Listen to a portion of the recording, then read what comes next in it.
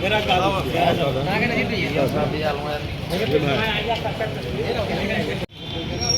वो अपने आप पे अकेले स्टैंड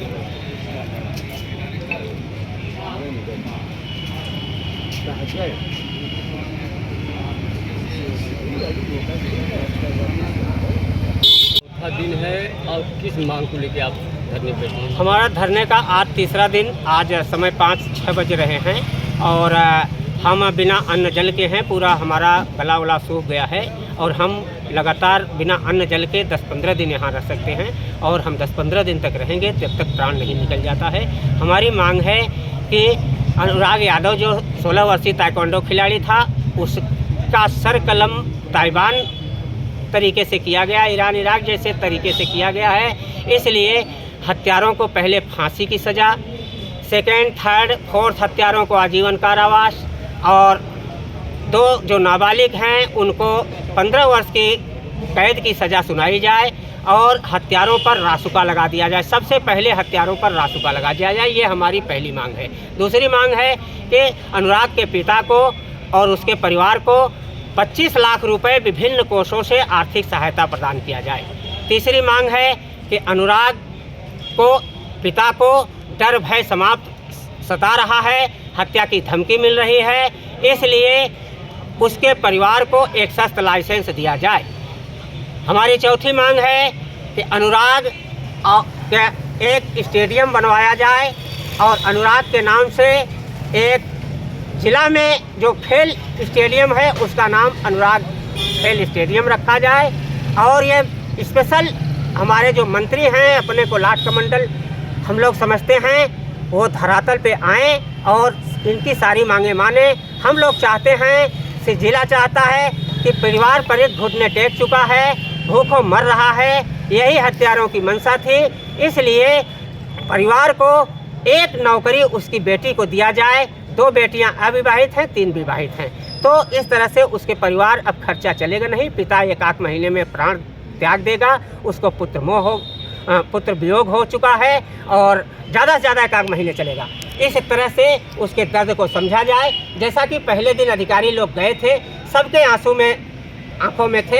ऐसा कोई अधिकारी नहीं है जो सर देख करके आंखों में आंसू न बहाया हो, लेकिन वो सब घड़ियालू आंसू रह गए। आज 15-16 दिन हो गया, ये शासन कुछ भी नहीं किया है, कुछ भी नहीं किया है। एकमात्र चस्पा चपकाया है। 14वें दिन थानाध्यक्ष का ट्रांसफ़र किया गया है। थानाध्यक्ष की अहम भूमिका है, जांच की जाए। हत्या के 2 दिन पहले थानाध्यक्ष उस परिवार को बंद किए थे, हत्यारे के परिवार को थाने में। फिर उन्होंने छोड़ दिया कि दीपावली का पर्व है। उसके पहले हत्या गांव वाले बता रहे हैं कि 5 लाख रुपए उसने निकाला भी बैंक से। इसकी सबकी जांच होनी चाहिए कि वो 5 लाख रुपए किसको दिया, थानेदार को दिया, किसी और को दिया, वो क्या किया।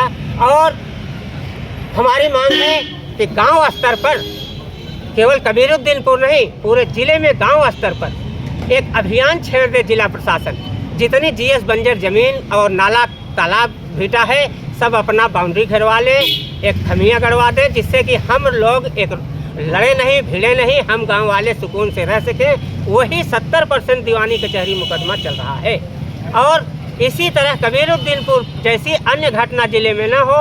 हर ज़िले में 10-5 अपराधी पैदा हो गए हैं, पटीदारों को डरवा रहे हैं, धमका रहे हैं, सबके पास अवैध शस्त्र हो चुके हैं।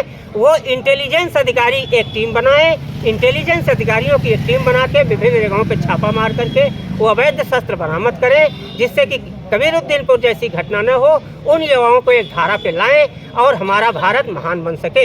इस तरह से हमारी विभिन्न मांगों को पूरा किया जाए। 10 मांगे दिया हूँ। अब तक परिवार को क्या सहायता मिली? कोई सहायता नहीं। 2 बार डीएम बुलाए हो, बड़ा सा नया सा जनसभागार बना है, कुर्सी पे बैठा दिए, मुख्यमंत्री और प्रधानमंत्री को फोटो दे दिए और फोटो खिंचवा के भेज दिए, बोले कि हम लोग लगे हुए हैं। अरे लगे क्या हुआ? पवन यादव जी आए, बोले हम लोग उठो उठो उठो उठो, नहीं बैठने देंगे।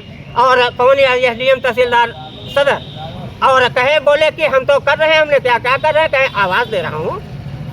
अब बताओ भैया, एक ही इकलौता पुत्र है, पीड़ित परिवार है, फिर आवास को क्या करेगा? मर गया तब तो उसका आवास खाली है, खुद ही दान दे रहा है, जाओ आप ले लो। सरकार को चाहिए तो उसका आवास ले लो। अब वो तो मढ़ई में रहने की फिराक में है। तो हम चाहते हैं कि सरकार विभिन्न जो अनावश्यक चीज़ें दे रही है, हैंड पाइप और लाइट नल ये सब मत दे, उसके पास है। जो जेनुअल मांग है हम लोगों ने जो लिखा है, सारे नेताओं ने 10,000 नेता जो पहुँचे हैं जो उसके पक्ष में बोले हैं, वह मांग मानी जाए। और वह जो है 1-2 नेता विपक्ष में बोले हैं, 10,000 में 2 नेता विपक्ष में बोले हैं कि उसका घर नहीं गिराया जाए। अरे सरकार ने, सुप्रीम कोर्ट ने लिख दिया कि जीएस बंजर सब खाली कराया जाए। अभी तो कल ही अखबार में था कि हम गांव की जितनी ज़मीन है सब पट्टा पे दे करके रेवेन्यू हासिल करेंगे। क्या लगता है कि जो नोटिस चस्पा किया गया, जितना मौका मिलेगा क्या है वो और अगली अदालत में भी जा सकता है? ऐसा केवल फॉर्मेलिटी हमारे बैठने से हुआ है, अजीत भैया के आने से हुआ है, वो केवल एक फॉर्मेलिटी है।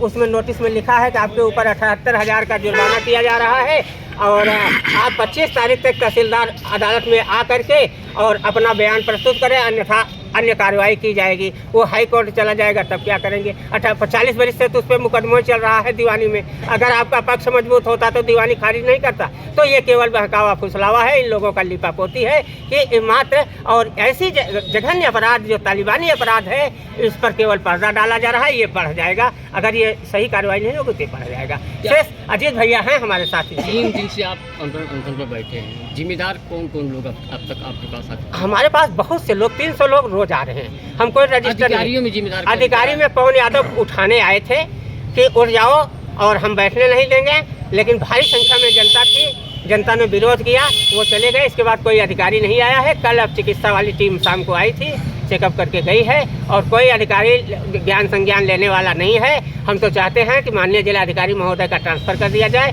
वो ढोल में कपोल केवल बैठ करके फ़ोटो खिंचा रहे हैं और कोई कार्रवाई नहीं कर रहे हैं। पवन यादव का ट्रांसफ़र दूसरे जिले में कर दिया जाए। 99% जनता पवन यादव का विरोध कर रही है। पवन यादव को हो सकता है अंदर महसूस हो कि हम बहुत अच्छे जिलाधिकारी हैं, लेकिन 99% जनता विरोध कर रही है। पवन यादव का भी ट्रांसफ़र कर दिया जाए। कब तक आप बैठेंगे? हम अनिश्चितकालीन, हम तो अन्ना हजारे हैं, आप लोग जानते हैं। हम मरने वाले, हमारी यहाँ लाश उठेगी और ये कोई ऐसा